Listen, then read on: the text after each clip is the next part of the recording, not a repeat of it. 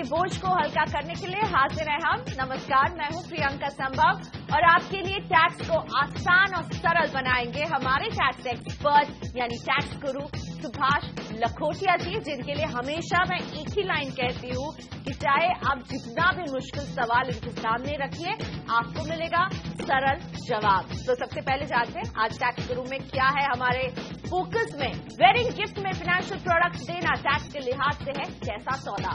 क्या पारसी पति और हिंदू पत्नी मिलकर खोल सकते हैं HUF अकाउंट? और अगर एक होम लोन के रहते दूसरा होम लोन लिया जाए तो क्या इस पर भी आपको मिलेगी टैक्स छूट? तो ये सारी काम की बातें आपको हम देंगे, लेकिन उससे पहले टैक्स गुरु, शादियों का सीजन है, आप फंसे कि नहीं ट्रैफिक जैम में?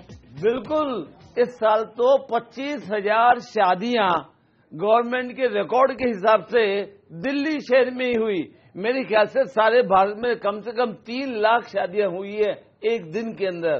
बिल्कुल, तो खाना भी लाजवाब खाया होगा, लेकिन खाने की बात छोड़िए, ट्रैफिक की बात छोड़िए, मैं एक नया आइडिया लाई हूं आपके लिए।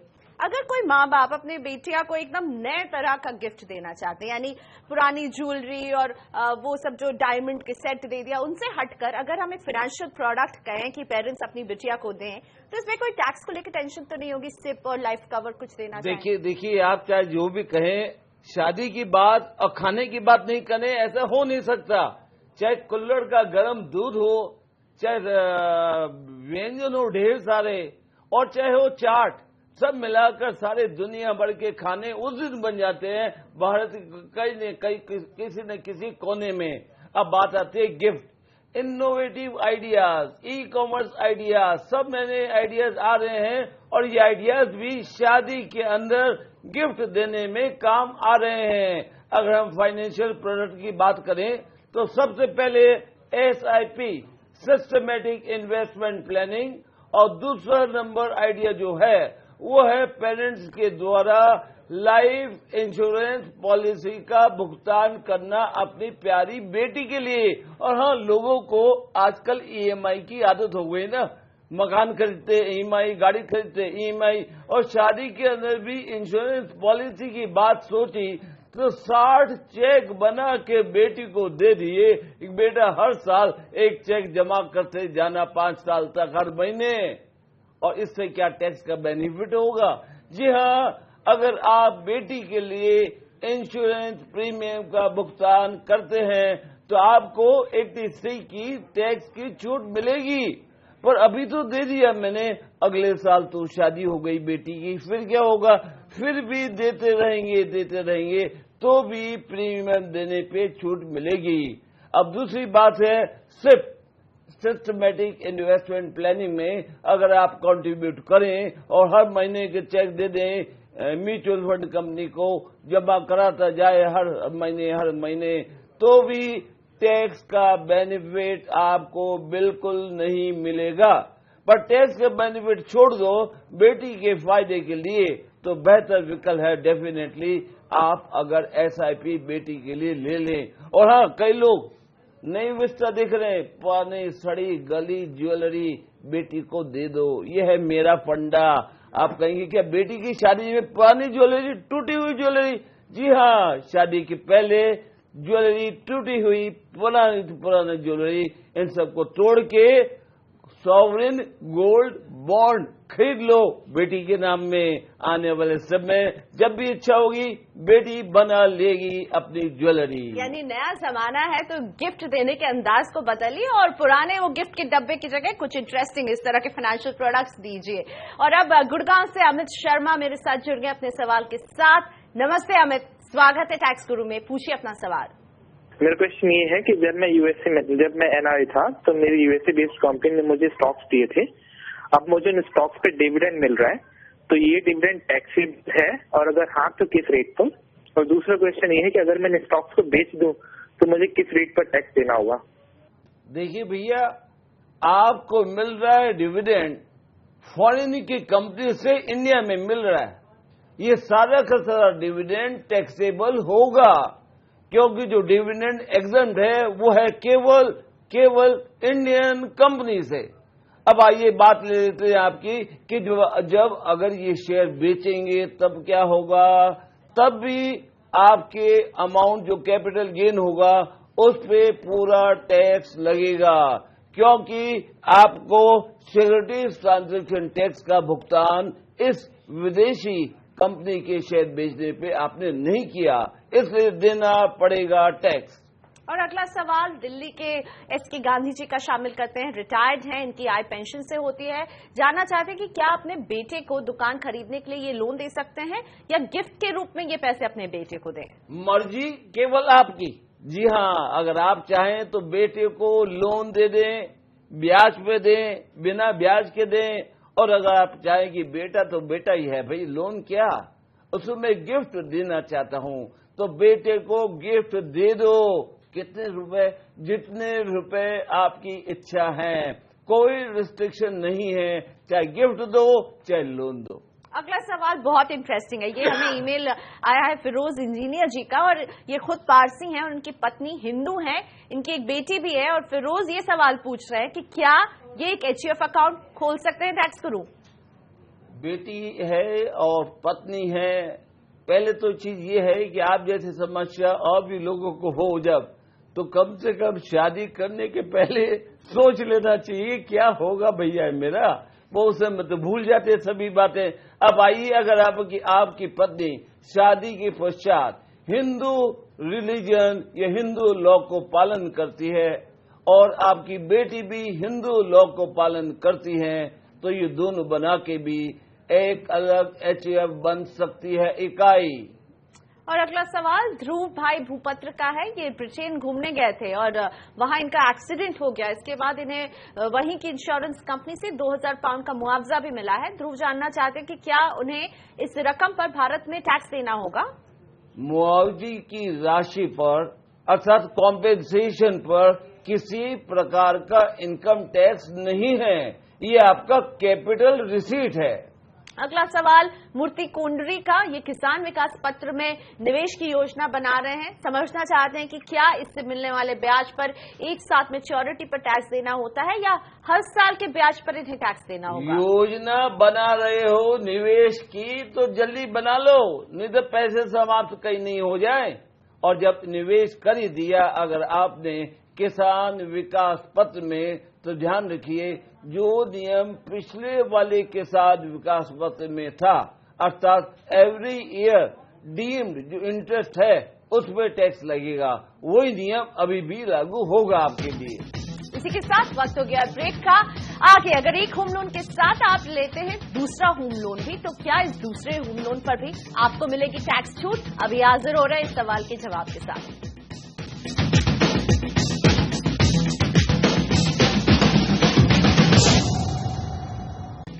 Welcome back. आप देख रहे हैं टैक्स गुरु। हमारी कोशिश होती है कि टैक्स से जुड़े आपके हर सवाल का जवाब आपको मिल सके यहाँ, और हमारे कई दर्शक बार बार ये सवाल पूछ रहे हैं ईमेल के जरिए, इसलिए इसे रखते हैं लखोटिया जी के सामने। लखोटिया जी, क्या गिफ्ट में जब प्रॉपर्टी मिलती है तो उसका स्टैम्प ड्यूटी अब माफ हो गया है क्या?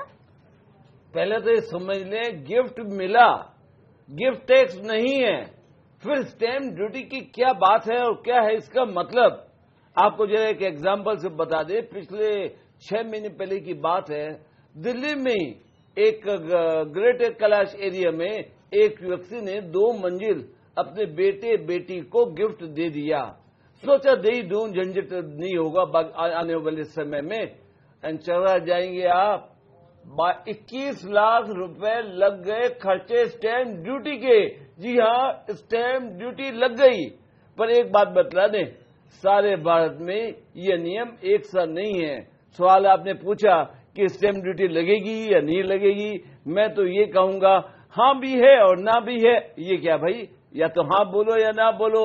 दोस्तों ध्यान रखिए, कुछ राज्य भारत में ऐसे हैं जैसे महाराष्ट्र, पंजाब और हरियाणा, जहां पर स्टैम्प ड्यूटी अपने रिश्तेदार को गिफ्ट दो, डायरेक्ट ब्लड रिलेशन को, तो स्टैम्प ड्यूटी बिल्कुल नहीं लगेगी। अब बाकी राज्यों में आज के दिन लगेगी स्टैम्प ड्यूटी। मैं सरकार से बल्कि मैसेज देना चाहूंगा कि stamp duty particularly blood relation में सारे भारत में समाप्त कर दी जाए, करोड़ लोग खुश हो जाएंगे। यानी ये एक स्टेट मैटर है, इसलिए आप जिस राज्य में रहते हैं इस सवाल का जवाब उसी के अनुसार होगा। और अब मेरे साथ दिल्ली से जुड़ रहे हैं रोहन तिवारी। नमस्ते रोहन जी, बताइए क्या समस्या है टैक्स से जुड़ी? नमस्कार मैडम। नमस्कार सर। हेलो। नमस्कार भैया, नमस्कार। सर मैं एक सैलरीड एम्प्लॉय हूँ और मेरी जो इनकम होती है सैलरी से होती है, इंटरेस्ट से होती है, सेविंग बैंक के इंटरेस्ट और एफडी के इंटरेस्ट से। अभी मैंने इस साल थोड़ा सा स्टॉक मार्केट में इन्वेस्ट करना चालू किया है और मेरे को कुछ थोड़ा शॉर्ट टर्म गेन हुआ है। तो मैं जानना चाहता हूँ कि मेरे को कौन सा ITR फॉर्म भरना पड़ेगा। पहला, अभी तक मैं ITR 1 भरा करता था। दूसरा, आप ITR 2 भरिए। आपके 3 तरह की इनकम हो गई, सैलरी इनकम, ब्याज की इनकम, और तीसरा हो गया शॉर्ट टर्म कैपिटल गेन। तो कुल मिलाकर एक ही रिटर्न फॉर्म तो भरना है, पर भरिए फॉर्म नंबर 2। और अब मुंबई से श्रीकांत पवार के सवाल को शामिल करते हैं। जानना चाहते हैं कि अगर एक होम लोन के रहते वो दूसरा होम लोन लेते हैं जो कि इन्होंने लिया है, तो इस पर भी क्या उसी तरह से इन्हें टैक्स छूट मिलेगी जो इन्हें पहले लोन पर मिल रही है? ये तो टू मच हो जाएगा। सरकार से हम मदद मांगते हैं, आपकी मदद से हम मकान खरीद पाएंगे, ये तो अच्छी बात है, परंतु मदद भी सरकार बार बार नहीं करती। एक मकान के लिए छूट मिलेगी 83 की, और एक मकान के लिए ही रीपेमेंट ऑफ द लोन के लिए भी छूट मिलेगी आपको। परंतु अगर आपने दूसरा मकान ले लिया, अब क्या करें? तो एक ध्यान रखो, इस दूसरे मकान को किराए पे दे दो, क्योंकि अगर किराए पे मकान दे देते हैं तो ब्याज की पूरी राशि हमारी रेंटल इनकम में से घट जाएगी, जिसका मतलब कई बार ये हो सकता है आपका लॉस हो जाए। और चिंता मत करो, लॉस भी हो गया तो आपकी दूसरी अन्य इनकम से घटा दिया जाएगा। तो फायदा ही फायदा, पर केवल ध्यान रखना है कि क्या मकान को किराए पे देना है। यानी केवल दूसरा घर खरीदिए ही नहीं, उसे किराए पर देंगे तभी आपको टैक्स में फायदा होगा। श्रुजल सूर्यवंशी का है अगला सवाल। इनकी आय 2.5 लाख से कम है, लेकिन इसमें 50,000 रुपए कैपिटल गेन के भी शामिल हैं जो साल भर के भीतर शेयर बेचने से इन्हें हुए हैं। जानना चाहते हैं कि क्या इन्हें कैपिटल गेन्स टैक्स देना होगा? आपने बताया कि टोटल आपकी income including short term capital gain मिला के 2.5 लाख है, तो मस्त रहो, चिंता मत करो, टैक्स मत दो, टैक्स लगेगा ही नहीं। मान लो आपकी इनकम 1,90,000 सैलरी से है और 50,000 आपके आ गए income short term capital gain. कुल मिलाकर इनकम हुई 2,40,000 रुपए एक साल के। इसकी ये इनकम एग्जम्पशन लिमिट से कम है, अर्थात 2.5 लाख सालाना इनकम से कम है, इसलिए आपके इनकम टैक्स बिल्कुल नहीं लगेगा। Tata bye bye income tax, ये बोल दो। और नरेश जी इसलिए परेशान है क्योंकि इन्होंने चालू वित्त वर्ष में 183 दिन से ज्यादा भारत में बिता लिए हैं। अब इन्हें विदेश से कुछ इनकम होने की उम्मीद है। जानना चाहते हैं कि अगर इन्हें विदेश से इनकम होती है तो इनकम टैक्स रिटर्न फाइल करते वक्त कौन सा फॉर्म भरने की जरूरत होगी?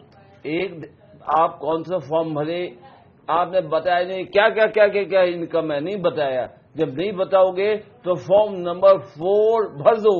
अब आइए, विदेश से इनकम, यहाँ की इनकम, मैं रेसिडेंट हो गया तो आपको दुनिया भर की सारी इनकम को इंडियन इनकम टैक्स रिटर्न में दिखलाना पड़ेगा। पटना से कृष्ण सिन्हा अपनी माता जी के लिए सवाल पूछ रहे हैं। इनकी मां को सरकार से पेंशन मिलती है जिससे उन्हें करीब 1.5 लाख रुपए की इनकम होती है। उनके नाम पर कृषि भूमि थी जिसका सरकार ने अधिग्रहण कर लिया और इसके एवज में इन्हें अब जो मुआवजा मिलने वाला है वो एक बड़ी रकम है। कृष्ण सिन्हा जी जानना चाहते हैं कि क्या इनकी मां को इस रकम पर टैक्स देना होगा?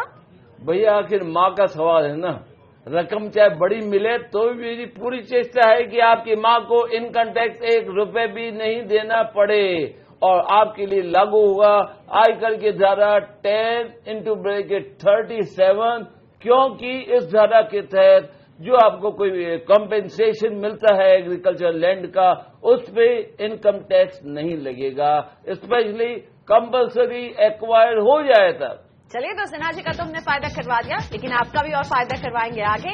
वक्त है ब्रेक का, अभी हाजिर हो रहे हैं और आपको बताएंगे रिटायरमेंट के लिए पेंशन फंड बनाना चाहते हैं तो कैसा रहेगा एनपीएस का विकल्प।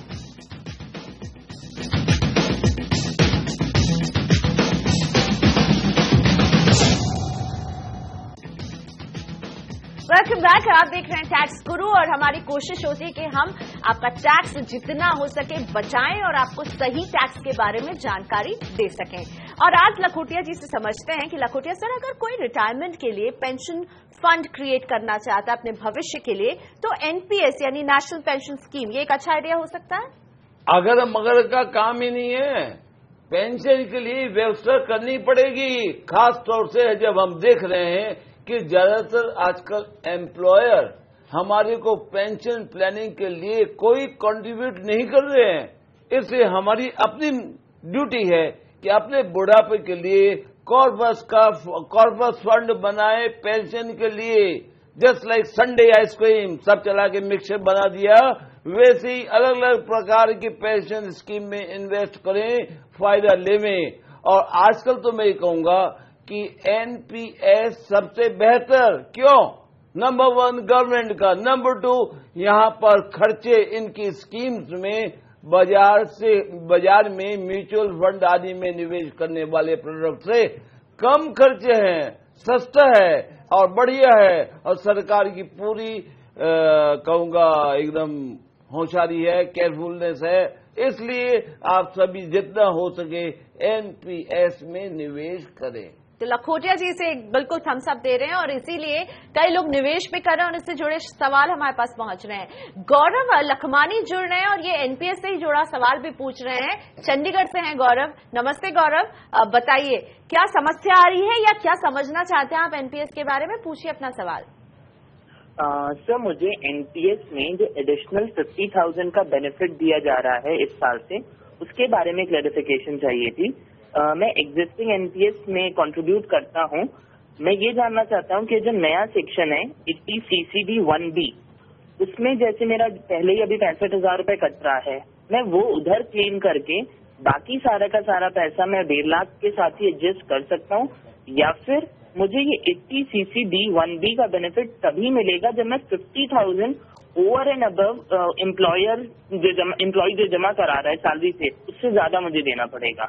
जी हाँ, पहले तो ये समझ लीजिए, अगर मैं केवल एनपीएस कराना चाहूं तो 1.5 लाख एनपीएस करा दूं और 80 CCD 1B के तहत अलग से 50,000 जमा करा दूं। ऐसे में मुझे पूरे एनपीएस पे 1.5 + 50 पूरे 2 लाख पे टैक्स की छूट मिलेगी। तो मेरी इच्छा है कि मैं 1.5 लाख जमा नहीं कराऊं, वैसे करा सकता हूं मैं अपनी सैलरी का 10% तक। उसकी जगह मैं केवल 15,000 जमा करा देता हूं और 1,35,000 मान लीजिए मैं पीपीएफ में निवेश कर देता हूं, तो 1.5 लाख का मेरा पैकेट जो है वो समाप्त हो गया। इसके अलावा मैं 80 CCD 1B के तहत 50,000 रुपए अलग से एनपीएस में जमा कराता हूं, तो मुझे पूरा का पूरा लाभ मिल जाएगा। अर्थात 1.5 लाख सब चीजें मिला के प्लस 50,000 नया एनपीएस इस नई धारा के हिसाब से। और गौरव, क्या आपका एक और भी सवाल का हिस्सा था, वो भी पूछिए। एक्चुअली मैम, मुझे इसी 50,000 पे ही थोड़ा सा क्लैरिफिकेशन लेना था। सर, मेरा एक कंफ्यूजन ये है बेसिकली कि मेरा 65,000 रुपए एम्प्लॉयर मतलब मेरी सैलरी से ही कटता है, उसको क्या मेरे 2 पोर्शंस में डिवाइड हो जाएगा कि 15,000 मेरा इधर हो जाए और 50,000 नए सेक्शन में कवर हो जाए? बिल्कुल हो जाएगा। उसके लिए जब निवेश करें तो स्पेसिफिकली लिख दें 80 CCD × 1B और आपको छूट भी मिल जाएगी, कोई तकलीफ नहीं है। अगला सवाल उपेंद्र शाह का। ये अपनी पत्नी के साथ मिलकर घर खरीदने की तैयारी कर रहे हैं। जानना चाहते हैं कि टैक्स छूट का पूरा फायदा उठाने के लिए क्या सिर्फ पत्नी के नाम पर लोन लेना फायदेमंद होगा, और नहीं तो किन बातों का ख्याल रखें ताकि एक ज्वाइंट लोन लें, दोनों को फायदा भी मिलता रहे? बहुत अच्छी बात है। लगता है शादी के कई साल हो गए होंगे भैया, तब भाई अब सोच रहे हो कि ज्वाइंट लोन लेवें और ज्वाइंट मकान खरीदें। पर हाँ, टैक्स की दृष्टि से ज्वाइंट मकान लेना बहुत ही बेहतर है। और उसके लिए क्या करना है? ज्वाइंट प्रॉपर्टी खरीदो, ज्वाइंट लोन लो, ज्वाइंट निवेश करो, तो दोनों को 1.5 लाख की छूट मिलेगी और साथ ही साथ 2-2 लाख रुपए ब्याज की छूट भी मिलेगी। तो कई बार ऐसा होता है कि मान लीजिए आपकी पत्नी जहां काम कर रही है वहां ब्याज कम रेट में मिलता है, पूरा का पूरा लोन पति के नाम में ही आ रहा है। ऐसे में आप पत्नी से लोन लेके उसमें से लोन चुका दो डेवलपर को। इससे ये हो जाएगा ऑन पेपर ऑन रिकॉर्ड आपके पति पत्नी दोनों के नाम में बराबर equal amount loan, equal payment, equal ब्याज, इक्वल रीपेमेंट और दोनों को बराबर छूट। और दोनों की भागीदारी भी होनी चाहिए ना, बिल्कुल मालिकाना हक दोनों का जॉइंट रहना चाहिए। वो मैं समझ गया महाराज आपकी बात। भागीदारी, पत्नी की भागीदारी चाहिए। भागीदारी के साथ ये सोचो टैक्स प्लानिंग अभी कर रहे हैं, मियाँ बीवी दोनों राजी, तो क्या करेंगे हम लोग? इसलिए दोनों के नाम में प्रॉपर्टी होना चाहिए, जॉइंट ओनरशिप होनी ही चाहिए। धन्यवाद लखोटिया जी इतने सारे सवालों का जवाब देने के लिए। आज के लिए बस इतना ही। आप अपने टैक्स से जुड़े सवाल हमें भेज सकते हैं SMS के जरिए। चीची लिखकर स्पेस दीजिए अपना सवाल और नाम लिखकर 51818 पर इसे भेज दीजिए। आप हमें ईमेल भी कर सकते हैं tax@moneycontrol.com पर। साथ ही में ये पता जो आपकी स्क्रीन पर दिख रहा है इस पर भी भेजिए अपने सवाल। याद रखिए सवाल के साथ अपना नाम और फोन नंबर भी हमें जरूर भेजें। तो टैक्स गुरु में आज हमें यहीं इजाजत दीजिए। नमस्कार।